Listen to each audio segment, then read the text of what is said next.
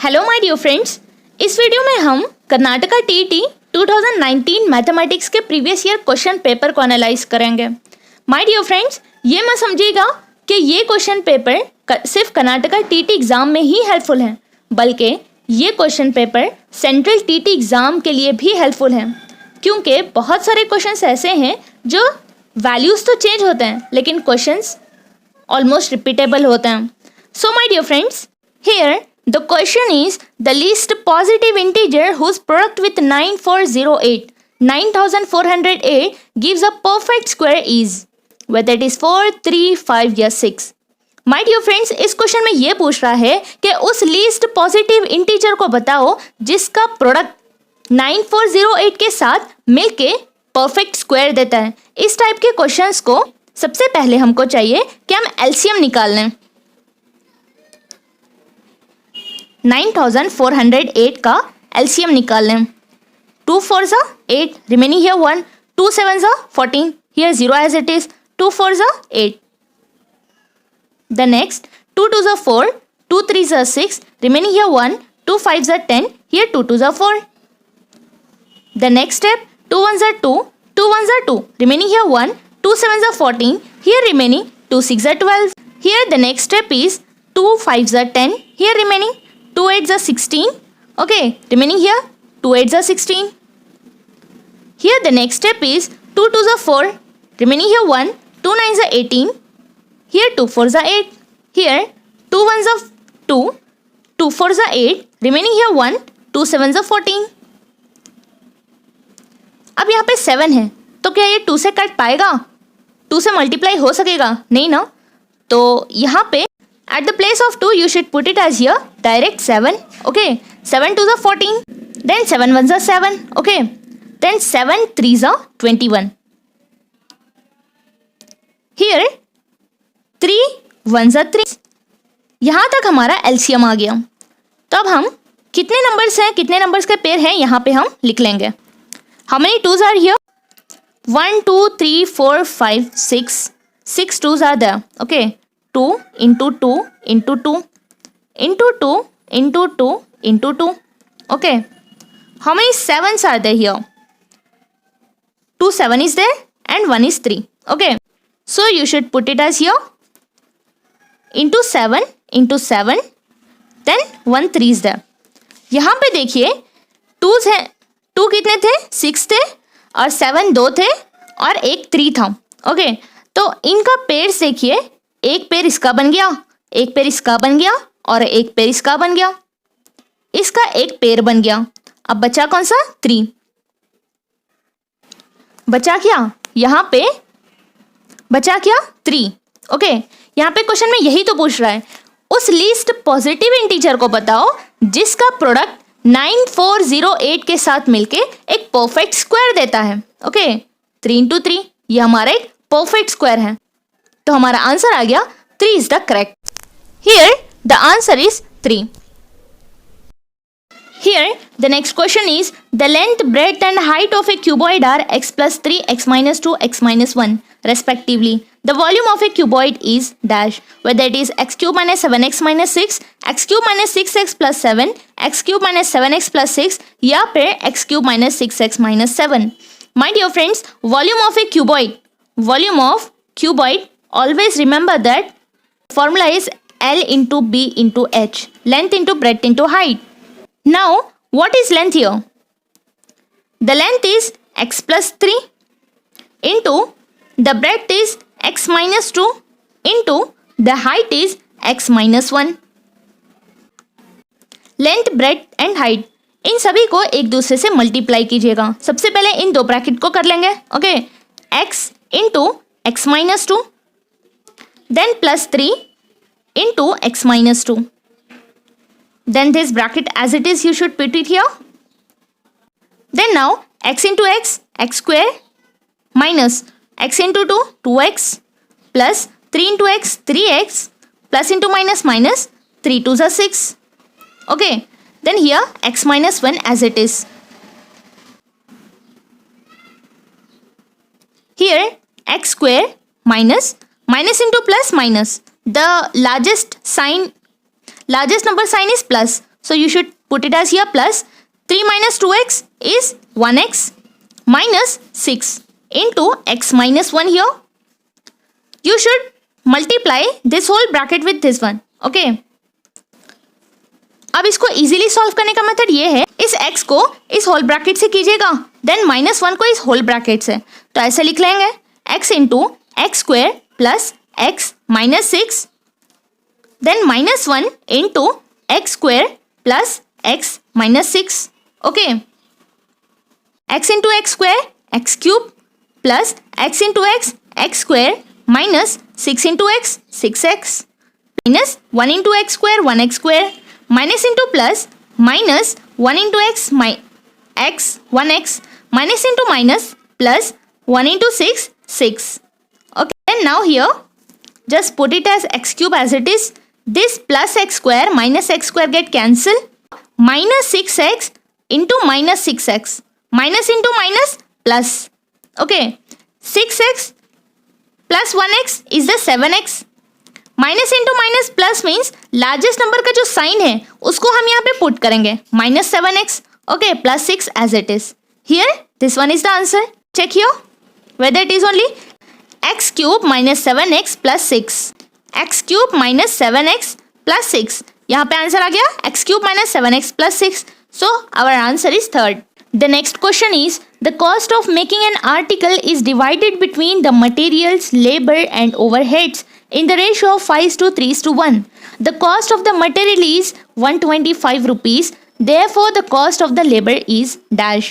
My dear friends, इस question में ये पूछ रहा है कि आर्टिकल का जो कॉस्ट है वो मटेरियल, लेबर और ओवरहेड के बीच में डिस्ट्रीब्यूटेड है, और वो किन रेशियो में डिस्ट्रीब्यूटेड है?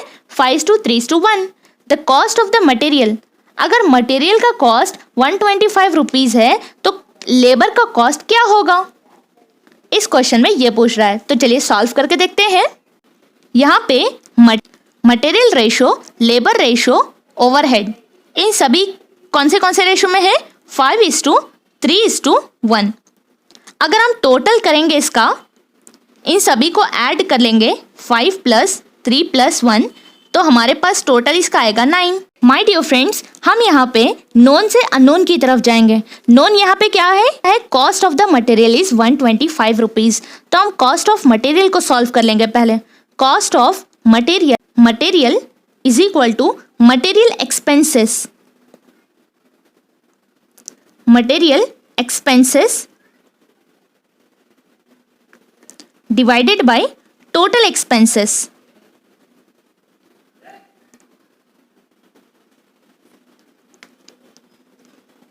into cost of article. My dear friends, cost of material हमको दिया हुआ है, कितने हैं? 125 rupees is equal to material का एक्सपेंस यहाँ पे दिया हुआ है जो कि 5:3:1 में है, जिसमें मटेरियल का 5 है. Material expense is 5 divided by total expense जिसको हमने सॉल्व किया था, टोटल एक्सपेंस 9 है, into cost of the article we don't know. Cost of article को हम एज्यूम कर लेते हैं x. So my dear friends, x is equal to 9 जब डिवीजन फॉर्म से इधर चला जाएगा तो मल्टीप्लिकेशन फॉर्म में आ जाएगा. 125 into 9 whole divided by 5. x is equal to 5 1s 5 2s 10. Here 2 remaining, 5 5s 25. सो 25 इंटू 9, how much it is? x value we got it as here 225. इस x वैल्यू को अच्छे से याद रख लें. हमको यहाँ पे कॉस्ट ऑफ आर्टिकल जो हमने x एज्यूम किया था, हमको उसका आंसर मिल चुका है. यानी x वैल्यू क्या है हमारी? x वैल्यू जो आई है हमारी वो है cost of article.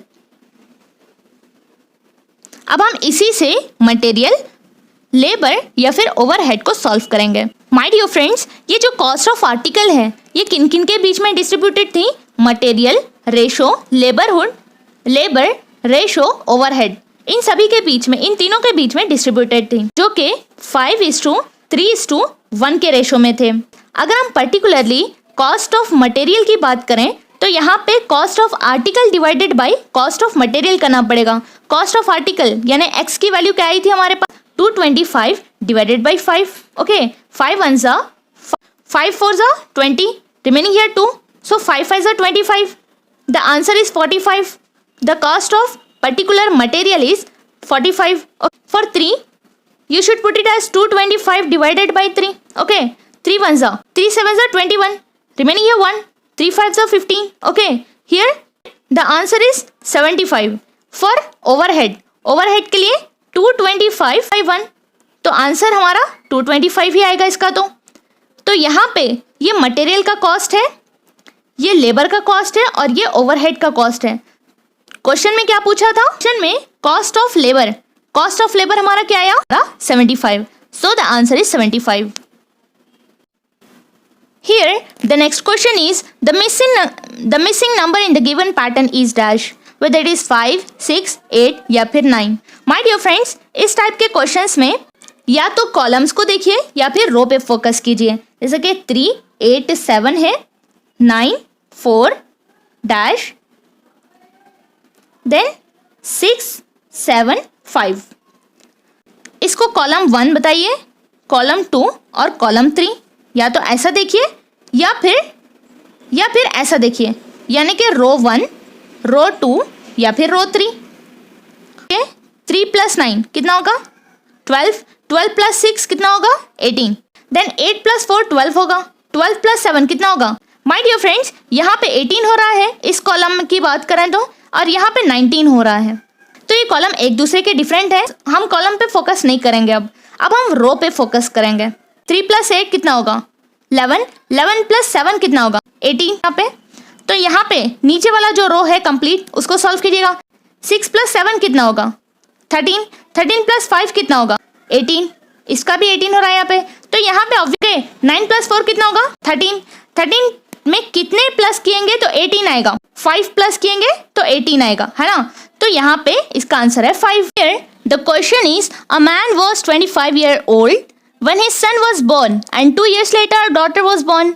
When the man celebrated his 60th birthday, the age of his daughter is, whether it is 32 years, 33 years, 35 years या फिर 37 years. My dear friends, इस क्वेश्चन में ये पूछ रहा है एक आदमी जो 25 years का है, उसको सन होता है, तो सन का ऑब्वियसली यहाँ पे फर्स्ट ईयर होगा. देन उसको 2 years later बेटी जन्म लेती है.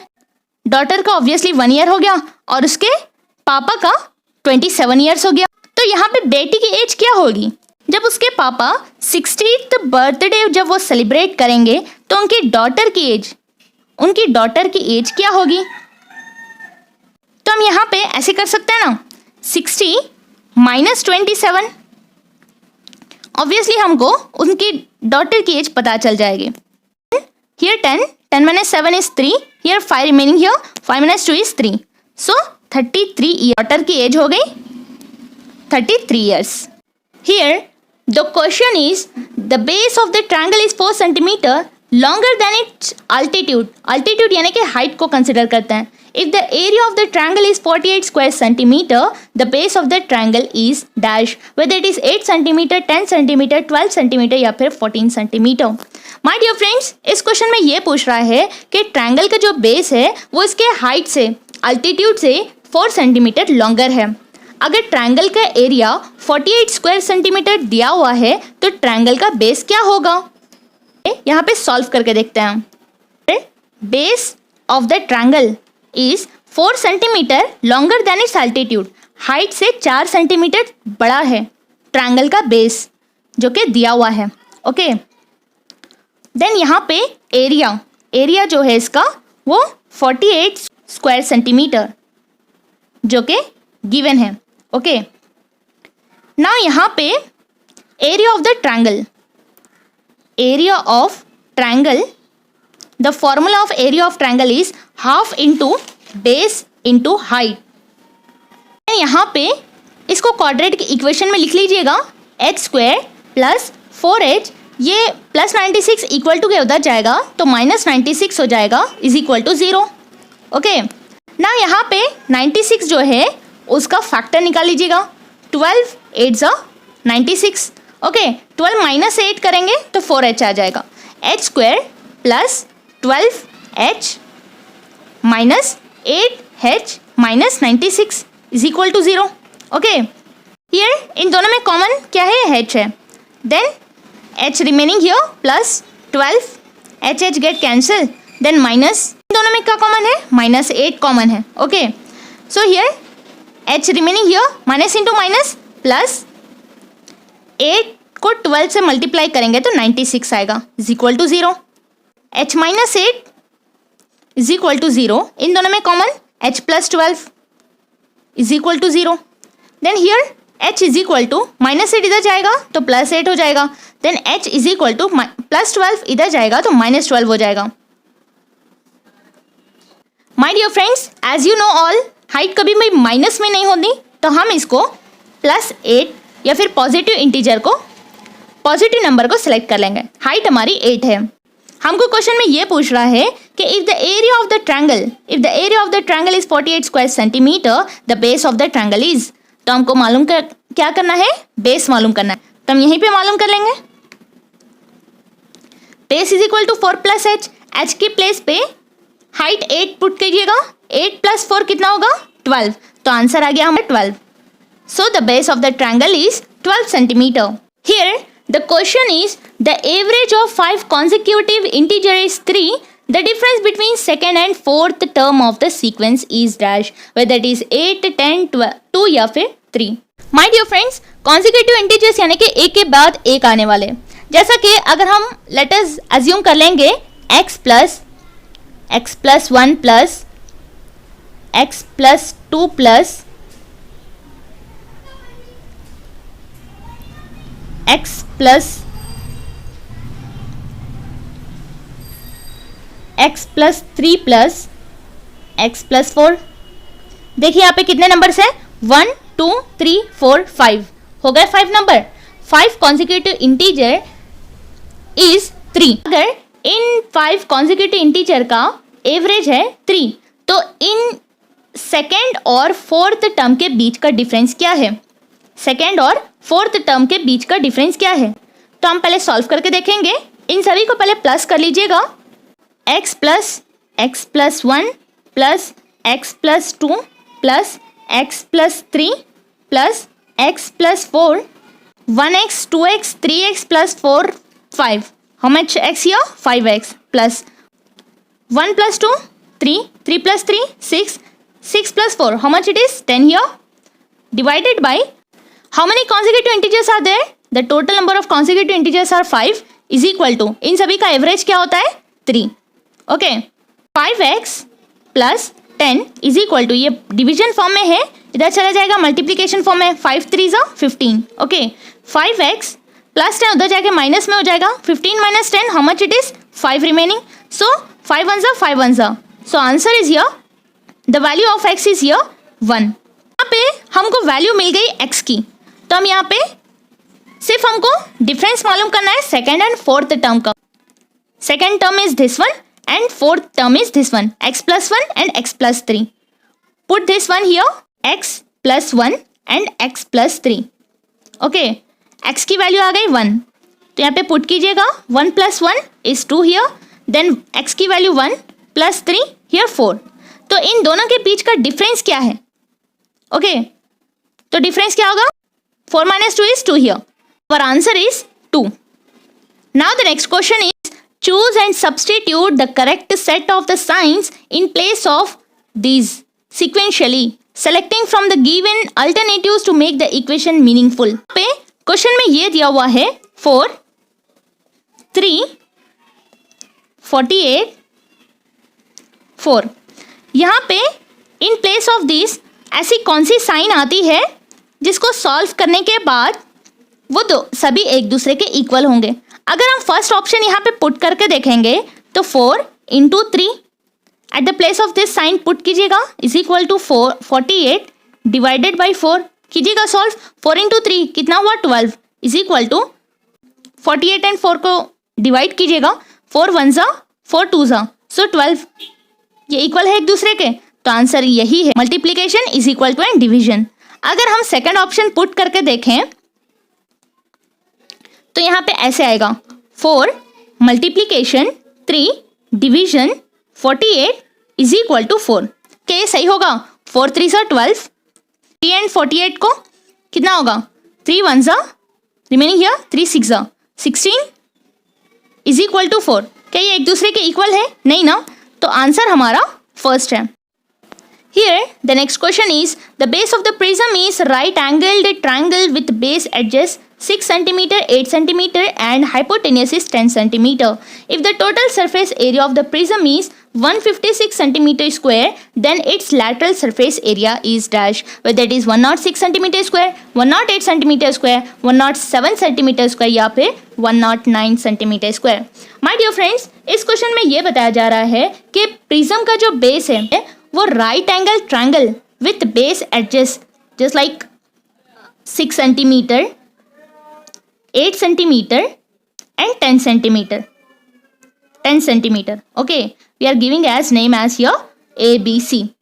Okay, now total surface area of the right angle triangle is equal to 2B plus PH. यहाँ पे B जो है वो है area of the base, area का जो बेस है. ओके, और यहाँ पे जो P है वो perimeter of the base of the triangle है, perimeter of the base of triangle. Okay, और यहाँ पे TH जो है, TH वो है lateral surface area, lateral surface area of prism. Lateral surface area का जो फॉर्मूला है, lateral surface area of the prism is equal to total surface area minus 2B. Okay, lateral surface area हमको मालूम करना है, total surface area हमको दिया हुआ है, यहाँ पे कितना है, total surface area as 156 centimetre square. So you have to put it as here, you just put it as here 156 minus 2 into the base formula is half into length into breadth. Okay, what is length here? What is length here? 8 centimeter and 6 centimeter. Okay, put as it is here 6 into 8. Okay, then next 156 minus 2 ones are get cancelled. 6 8s are 48. So 48 we got it as here 108 centimeter square. Now 108 centimeter square. Now the next question is, the right angle triangle is rotated on one of the side perpendicular to the base. The solid generated on revolution is dash, whether it is cylindrical, sphere, cone या फिर prism. So my dear friends, यहाँ पे question में ये पूछ रहा है कि एक राइट एंगल ट्रायंगल है. राइट एंगल ट्रायंगल को अगर हम उसके साइड के बेस से परपेंडिकुलर अगर हम उसको रोटेट करेंगे, ओके, तो जो रोटेट करने के बाद जो सॉलिड जनरेट होगा उसको हम क्या नाम देंगे? कि ये सिलेंड्रिकल बन जाएगा, कि ये स्फीयर बन जाएगा, या फिर कोन बन जाएगा, या फिर प्रिज्म बन जाएगा. ये एक राइट एंगल ट्रायंगल है. ओके, तो हम इसको ऐसे परपेंडिकुलरली इसको ऐसे रोटेट करेंगे. तो just imagine my dear friends, just imagine ये कैसे हो जाएगा, कोन टाइप हो जाएगा. अगर हम इसको ऐसे रोटेट कर देंगे तो ये वाला जो है ये वाला बेस बन जाएगा, है ना, और ये वाला कोन टाइप हो जाएगा, ये ऊपर आ जाएगा. तो आई विल शो यू, ये ऐसे बन जाएगा कोन टाइप. ओके, ऐसे बन जाएगा, तो हम इसको नाम देंगे कोन type. Here the next question is, an exterior angle of the triangle is 100 degree and one of the interior opposite angle is 45 degree. The two other angles of the triangle are dash, whether it is 80-20 degree, 35 degree 80 degree, 55 degree 80 degree या फिर 45 degree 80 degree. My dear friends, exterior angle of the triangle is 100 degree. ये एक triangle है जिसका exterior angle जो है वो 100 degree है, बाहर का angle. Okay, one of the interior opposite angle, इसके जो अंदर का अपोजिट जो एंगल है इंटीरियर एंगल वो है 45 degree. Okay, that other two angles of the triangle, यानी कि इस एंगल और इस एंगल को फाइंड आउट करो बता रहे हैं यहाँ पे। A B C and D we are considering as. Okay, now चलिए सॉल्व करते हैं। यहाँ पे एंगल बी दिया हुआ है as 45 degree, here it is given. Okay, अब यहाँ पे हम सॉल्व करेंगे exterior angle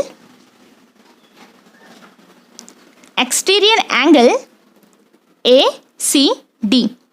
angle A C D is equal to A C D, ये जो एक्सटीरियर एंगल है ए सी डी, इसको कंसिडर करिए। माय डियर फ्रेंड, थ्योरम में ये बताता है कि जो एक्सटीरियर एंगल होता है वो किसके इक्वल होता है?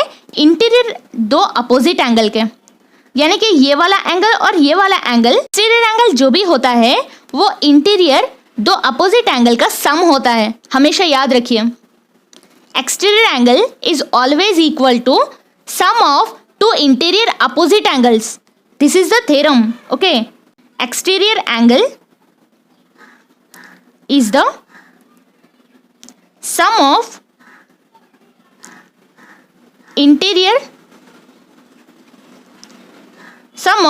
two interior opposite angles.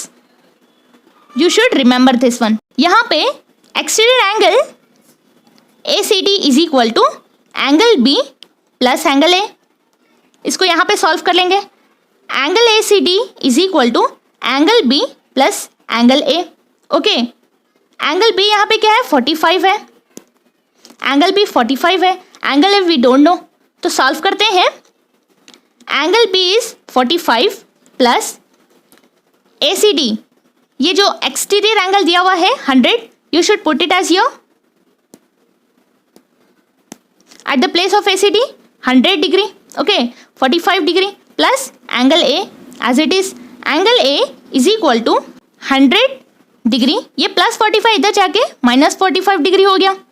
Then angle A is equal to 100 minus 45 is the 55 degree. You have to give equation number 1। Then now you should consider in triangle A B C. Okay, अब यहाँ पे हमको मिल गया angle A. Angle A कितना हो गया? 55 degree. अब हम इस ए बी सी को कंसिडर करेंगे। Angle A plus angle B plus angle C is equal to 180 degree. Sum of all the angles in the triangle is equal to 180 degree. At the place of A you should put it as the value of A 55 degree plus angle B, it is given here 45 degree plus angle C is equal to 180 degree. Okay, 55 plus 45, how much it is? 100 degree plus angle C is equal to 180 degree. Then angle C is equal to 180, ये plus 100 उधर जाके minus 100 हो जाएगा। Okay, so now here angle C we got it as 80 degree. Angle क्या आ गया था हमारा? 55 डिग्री और एंगल C क्या आ गया था? 80 डिग्री, जो कि हमको यही मालूम करना था, है ना? इंटीरियर एंगल, ट्रायंगल के जो दो अदर इंटीरियर एंगल है उन वो क्या होगा? तो आंसर है यहाँ पे 55 and 80 degree. Here the next question is the number of lines of symmetry in a regular pentagon is dash, whether it is 4, 3, 6, 5. My dear friends, symmetry यानी कि किसी भी स्ट्रक्चर को, किसी भी चीज को दो इक्वल पार्ट में डिवाइड करें। ऐसा डिवाइड करें कि वो इक्वल पार्ट में जब डिवाइड हो तो वो दोनों सेम स्ट्रक्चर को शो करें। जैसा कि एक सर्कल है, अगर मैं इसको हाफ ऑफ पार्ट में डिवाइड करूंगी तो ये हाफ पार्ट ये सामने वाले हाफ पार्ट के इक्वल होना चाहिए। तो यहाँ पे सिमेट्री ने रेगुलर पेंटागन यानी कि 5 आएगा, यानी कि ऐसा स्ट्रक्चर जिसको हम 5 टाइम्स अगर हाफ ऑफ करेंगे तो वो एक दूसरे के सभी इक्वल नजर आएंगे 5 टाइम्स। अगर यहाँ पे हेक्सागन रहेगा तो 6 आएगा, हेप्टागन रहेगा तो 7 आएगा, टेट्रागन आएगा तो 4 आएगा, ट्राइगन आएगा तो 3 आएगा। तो यहाँ पे इसका आंसर है 5। Now the next question is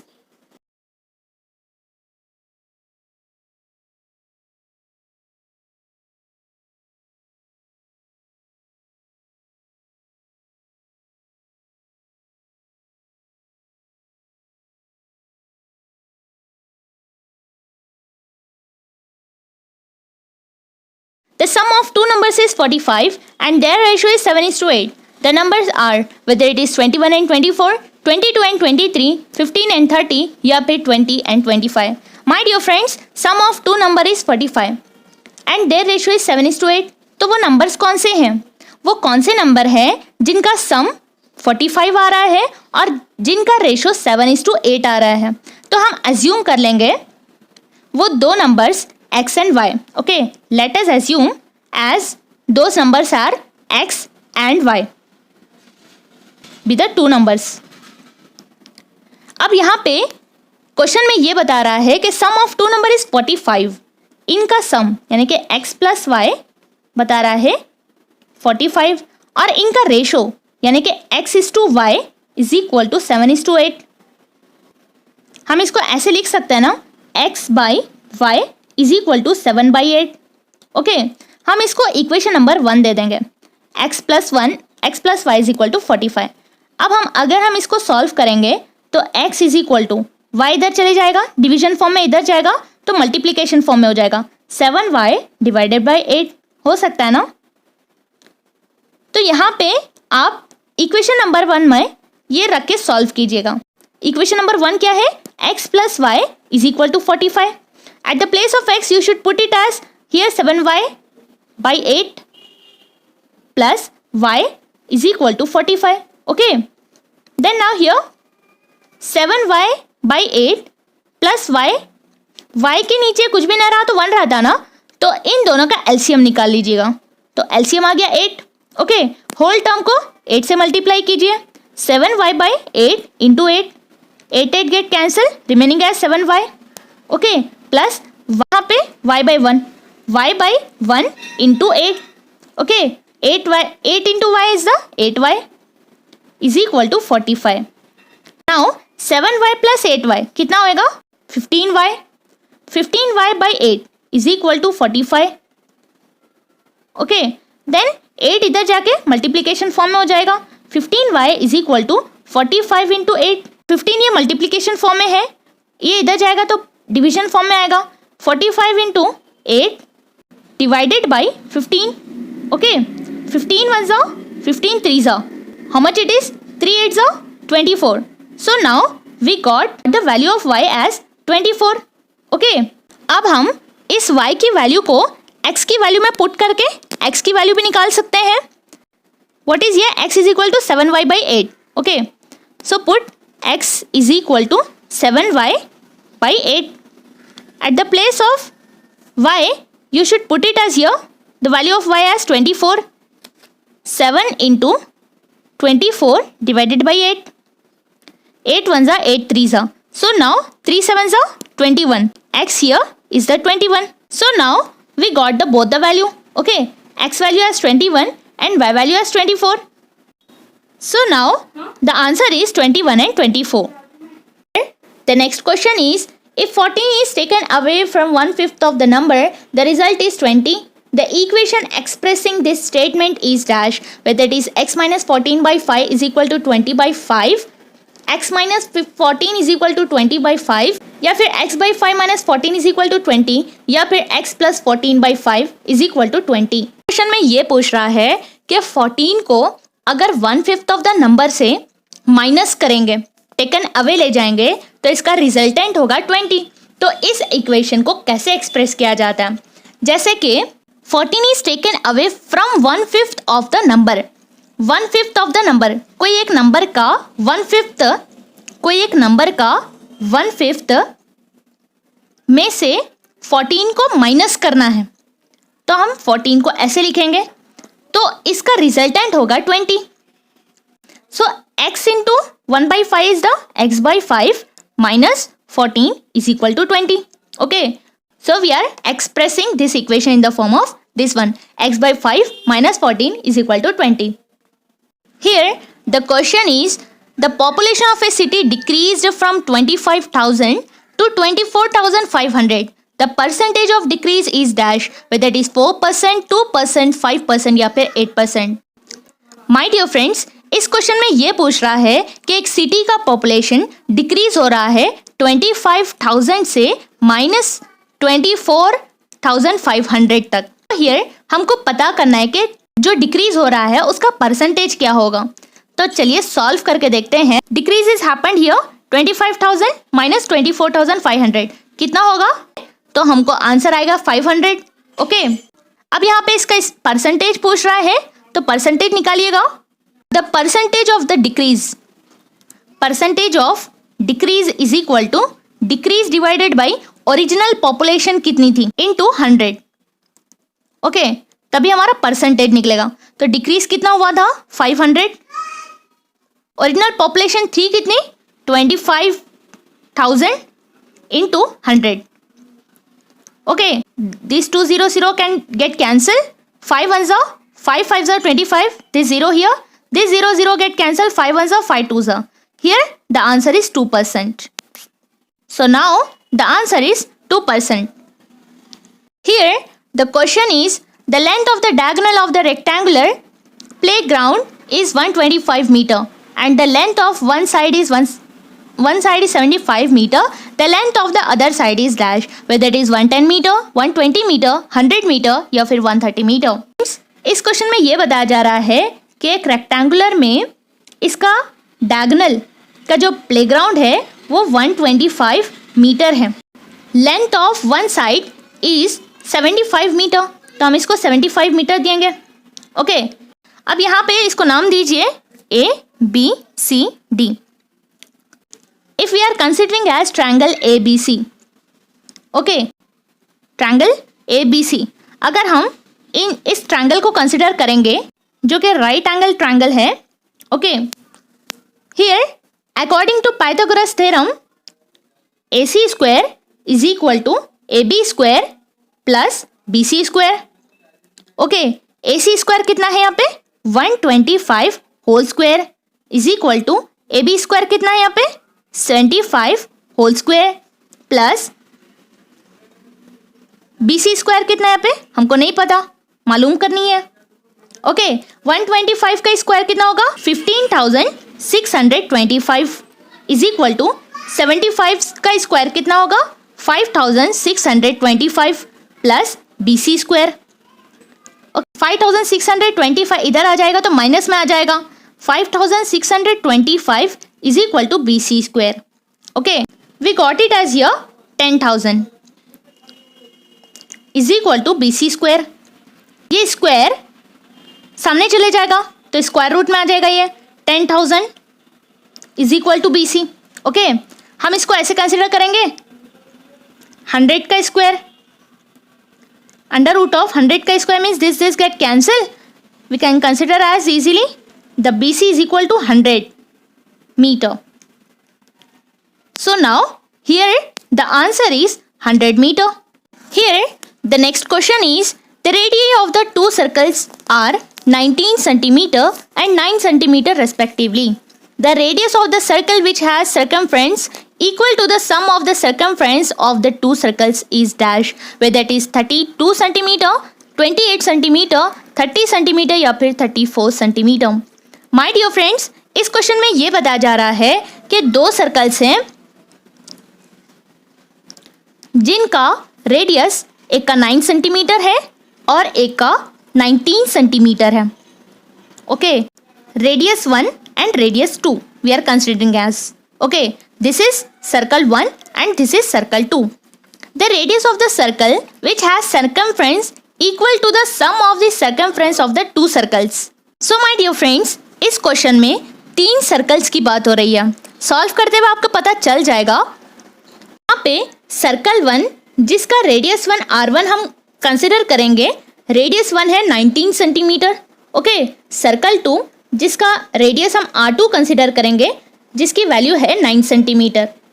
और हमको सर्कल 3 जिसका रेडियस हम R3 कंसिडर करेंगे जिसकी वैल्यू कोई नहीं दी गई है। सर्कमफ्रेंस का फॉर्मूला है circumference is equal to 2 pi R1। Okay, 2 pi R1। R1 क्या है? 19 centimetre. Okay, so here 2 into 19 we got it as here 38 pi. Circle 1 का सरकमफ्रेंस क्या आ गया 38 pi. Circumference of the second circle is equal to 2 pi r2। Okay, here 2 into 2 pi into radius second कितना था हमारा 9 centimetre. Okay, 2 9 18 पाई, ये हमारा circle 2 का सरकमफ्रेंस है। अब हमको सर्कल 3 का सरकमफ्रेंस पता करना है। माय डियर फ्रेंड्स, जैसा कि हमने क्वेश्चन में पढ़ा था कि circle radius of the circle which has circumference equal to the sum of the circumference of the two circle, यानी कि जो सर्कल 3 होगा वो दो रेडियस के सरकमफ्रेंस का सम होगा। तो हम इसको कैसे कंसिडर करेंगे? Circle 3 is equal to 2 pi R cube. Question में ऑलरेडी बता दिया गया है 2 पाई आर क्यूब होगा sum of two circle of the circumference, 2 pi r1 plus 2 pi r2। Okay, is equal to, इन दोनों में कॉमन क्या है? 2 पाई है। In bracket you just put it as r1 plus r2। Okay, so now here 2 pi get cancel, सो बचा यहाँ पे r cube is equal to r1 plus r2। Radius 1 19 centimeter है और रेडियस 2 9 सेंटीमीटर है, तो यहाँ पे पुट कीजिएगा at the place of r1 19 plus r2 is the 9। So here our answer is 19 plus 9 is the 28 centimeter. We got it as the radius of third circle as 28 centimeter. 28 centimeter. The value of 1 plus 1 divided by 1 plus 1 by 1 plus 1 is dash 5 by 4, 5 by 7, 5 by 6 या फिर 5 by 3. My dear friends, 1 plus 1 upon 1 plus 1 divided by 1 plus 1. इसको अगर हम solve करेंगे तो इसकी value ऐसे होगी, 1 प्लस एज इट इज रखिए, then 1 divided by 1 plus 1 divided by 1 plus 1 2 होगा। Here the next step is 1 plus 1 divided by 2 1 जा 2, 2 plus 1 3 divided by 3 divided by 2। हम इसको ऐसे लिख सकते हैं 1 प्लस ये 2 ऊपर चला जाएगा, so 2 by 3। Now once again you should multiply this with this, 3 1 are 3 plus 2. How much it is? 5 by 3. So we got it as 5 by 3 is the answer. Here the answer is 5 by 3. The next question is the figure consisting of 5 squares of the same area. If the area of the figure is 45 square centimeter, then the perimeter of the figure is dash. Whether it is 45 centimeter, 36 centimeter, 55 centimeter या फिर 40 centimeter. इस figure में total 5 squares हैं, 1 2 3 4 5। Okay, इसका complete area दिया हुआ है 45 square centimetre. अब हमको इस फिगर का पेरीमीटर पता करना है। चलिए सॉल्व करके देखते हैं। My dear friends, area of the each square, area of each square is equal to the complete area is given here 45 divided by how many squares are there here? 5. Okay, then 5 ones are 5 nines are, so area of each square we got it as here 9 square centimeter. अब हमको इस figure का perimeter पता करना है। Perimeter का formula है perimeter of the square is equal to side का square. Can we write it as at the place of side का स्क्वायर लेंथ का whole square. So my dear friend, ये जो एल स्क्वायर है, हमको each square का area तो पता चल गया कि 9 स्क्वायर सेंटीमीटर है, so L square we got it as the complete 9 square centimetre. हम इसको ऐसे लिख सकते हैं L is equal to under root of 9, this square goes to that side means it is converted into under root. Okay, then now here can we write it as L is equal to square root of 9 क्या होता है? 3 होता है। तो हमको पता चल गया कि perimeter of 1 square, perimeter of 1 square is we got it as here 3। Okay, तो अब हमको इस कंप्लीट डायग्राम का पेरीमीटर पता करना है। अगर मैं कहूं वहां पे अगर एक स्क्वायर का 3 आ रहा है तो इसका भी तो वैसे ही आएगा ना, this 3 3 3। Okay, this square 3 3, perimeter of this square is 3, this square is 3, this square of perimeter is 3. Okay, now how much 3 are there? How much perimeter of this square, complete square? On adding all these 3's means 1, 2, 3, 4, 5, 6, 7, 8, 9, 10, 11, 12. Okay, how many 3's are there? There are 12 3's are there. On adding all those perimeter of that square, we can get the perimeter of that whole figure. 3 plus 3 plus 3 plus 3 plus 3 plus 3 plus 3 plus 3 plus 3 plus 3 plus 3 plus 3. Okay, how much it is? 3, 6, 9, 12, 15, 18, 21, 24, 27, 30, 33, 36. So here the answer we got it as 36. Here the next question is the sum of 40 positive integers divisible by 6 is dash, whether it is 4920, 4720, 4520 या फिर 4970. Dear friends, इस question में ये पूछा जा रहा है कि उन पॉजिटिव 40 इंटीजर्स को बताओ जो डिविजिबल हैं 6 से. ओके, तो सबसे पहले हम 6 ले लेंगे. 6 तो ऑब्वियसली डिविजिबल होगा.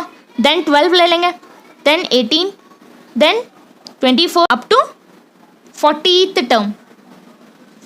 term which are divisible by 6. 40th term पे एक नंबर आएगा जो कि डिविजिबल होगा 6 से. चलिए सॉल्व करके देखते हैं. यहाँ पे जो nth टर्म है, जो लास्ट टर्म है, वो है 40th टर्म. ओके, जो फर्स्ट टर्म है जिसको हम a से डिनोट करते हैं 6 है. Okay, the common difference in between all those numbers, common difference क्या है? 6 एंड 12, 12 एंड 18 के बीच में 6 का डिफरेंस है. देन फॉर्मूला पुट कीजिए, उसमें ये वैल्यूज रखिए, आंसर आ जाएगा. Here the formula is Sn is equal to n divided by 2, 2 into a plus n minus 1 into d. Here at the place of n you should put it as 40 divided by 2. Okay, 2 into first term क्या है यहाँ पे 6 है, plus nth term is 40 minus 1 into what is the difference? What is the common difference is here? 6. Okay, then 2 1s are 2 2s are 4, 0 here.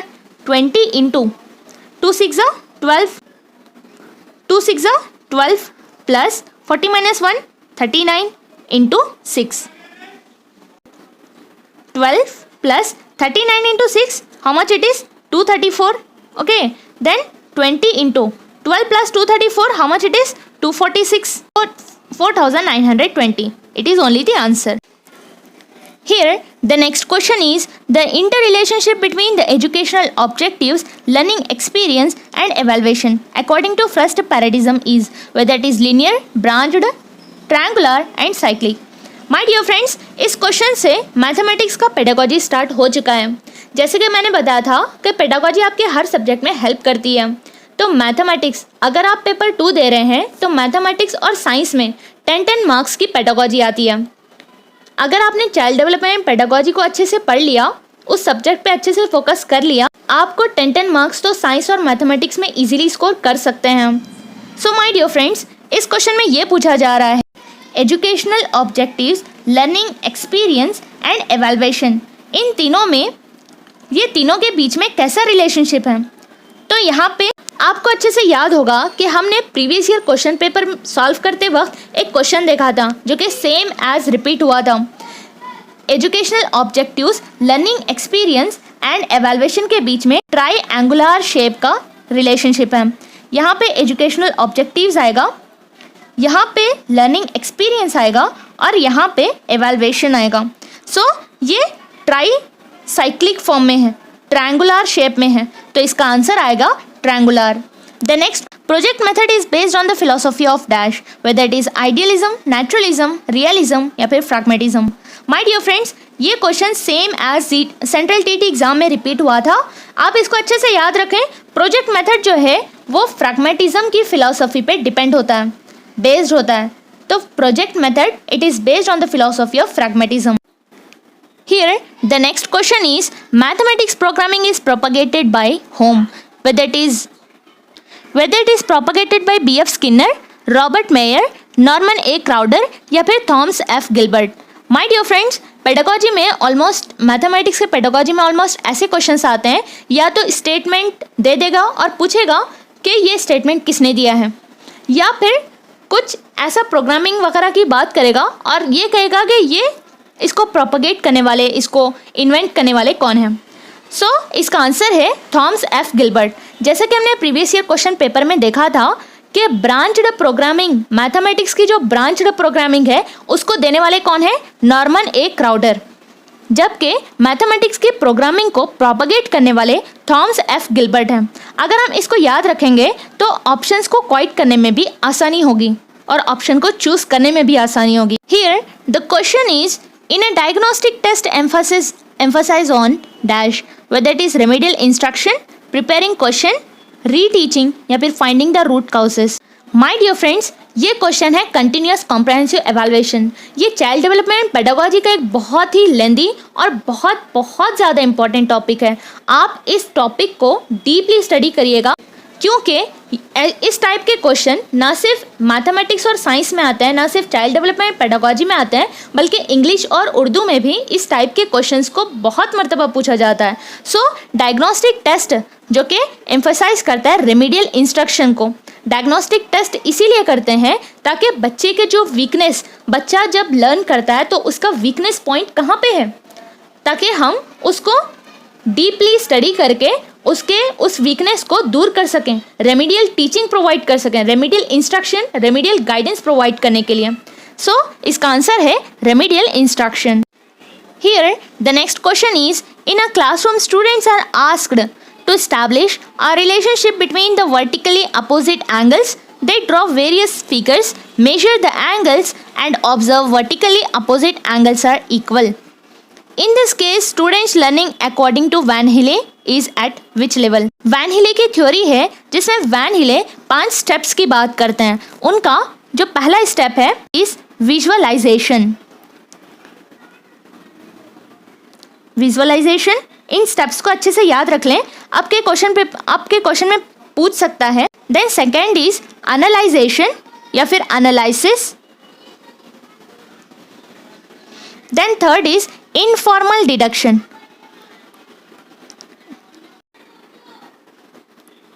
Then fourth is formal deduction.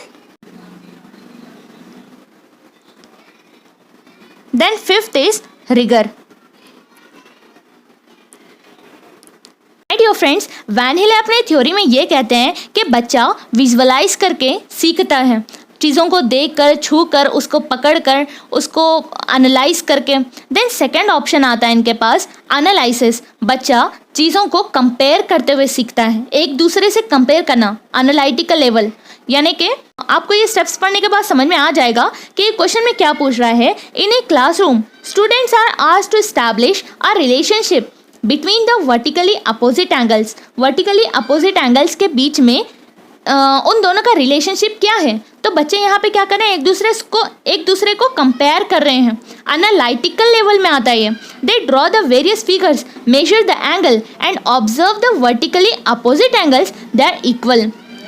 तो बच्चे यहाँ पे एक दूसरे को कंपेयर करके सीख रहे हैं क्लास में। तो ये कौन सा लेवल हो गया, एनालिटिकल लेवल हो गया। ओके तो आप ये स्टेप्स को अच्छे से याद रखें। पहले आता है विजुअलाइजेशन लेवल, देन सेकंड आता है एनालिटिकल लेवल, देन थर्ड आता है इनफॉर्मल डिडक्टिव लेवल, ये just like logical thinking level. Then deductive level, बच्चा इमेजिन करते हुए सीखता है ना। देन रिगर बहुत कम केसेस में देखने को मिलता है। Here the next question is, mathematics is the science of indirect measurement, it was said by. My dear friends, इस क्वेश्चन में भी इसी तरीके से पूछा जा रहा है। स्टेटमेंट दे दिया, इस स्टेटमेंट को किसने दिया है ये पूछ रहा है। मैथमेटिक्स क्या है, एक इनडायरेक्ट मेजरमेंट साइंस की तरह है। तो इस स्टेटमेंट को देने वाले कौन है, जेबी शॉ, प्लेटो, कॉम्टे या फिर मार्शल हेडस्टोन। तो इसका आंसर है कॉम्टे। इसको आपको मेमोराइज करना ही पड़ेगा। Here the next question is, psychological principle of learning used in the project method is dash, whether it is learning by doing, learning by living, learning through association या फिर learning by reading. My dear friends, project method psychological principle of learning used in project method में जो psychological principle use होता है learning का, तो वो है learning by doing. Learning by living तो नहीं हो सकता, लर्निंग थ्रू एसोसिएशन हो सकता है, लेकिन according to project method you should write it as you should choose the option learning by doing.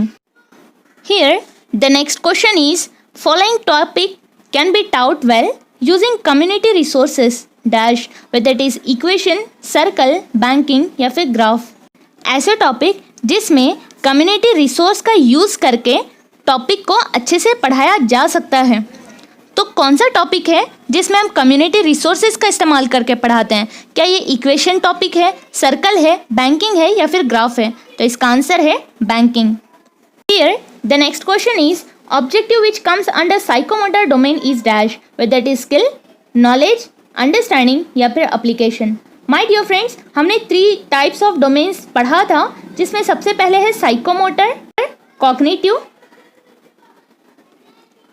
और थर्ड है affective,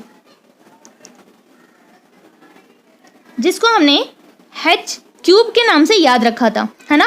head, hand and heart, in 3 H के नाम से याद रखा था। साइकोमोटर जिसमें बच्चा अपने सेंसेस का यूज करके सीखता है, कोई स्किल को अपनाता है। देन कॉग्निटिव में बच्चा अपने माइंड का यूज करके, हेड का यूज करके सीखता है।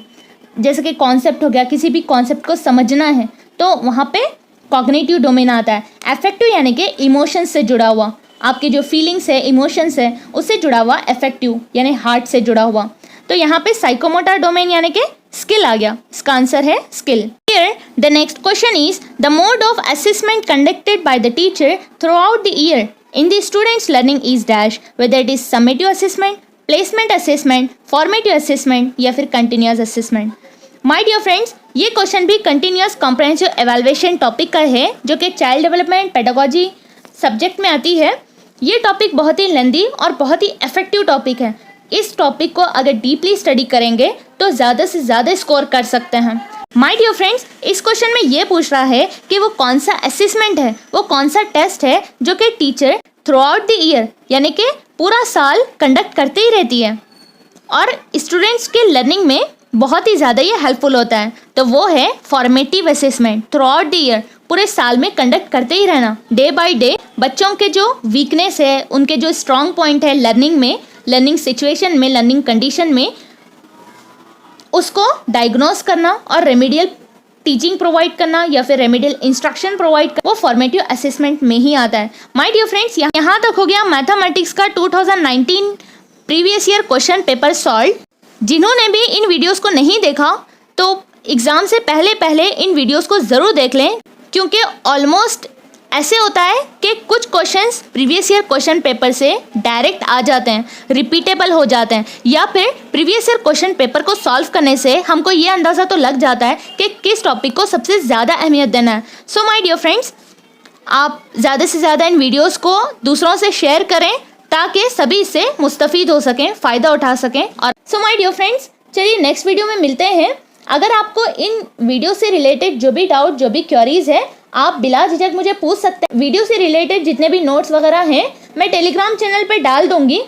टेलीग्राम चैनल की लिंक हमारे वीडियो की डिस्क्रिप्शन में दी हुई है, आप उस पर ज़रूर विजिट कीजिएगा और ज्वाइन हो जाइएगा।